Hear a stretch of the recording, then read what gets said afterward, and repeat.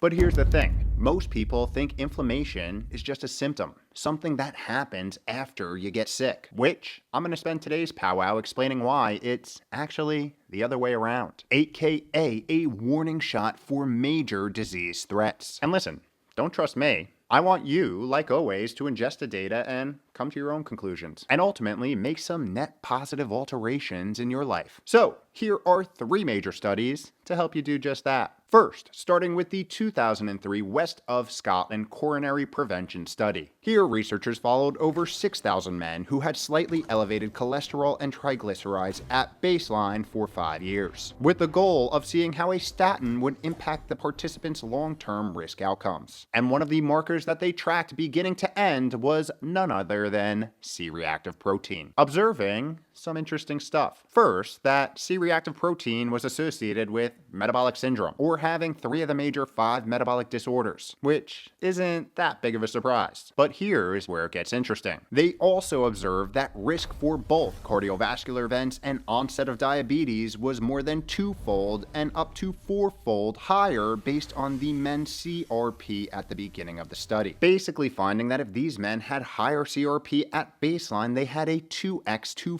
4x increased risk for these vitality-stealing diseases, making it a risk factor on steroids if you ask me. And before you get there, I know what you're gonna say. But Kevin, does this only apply to Scottish men in kilts? No.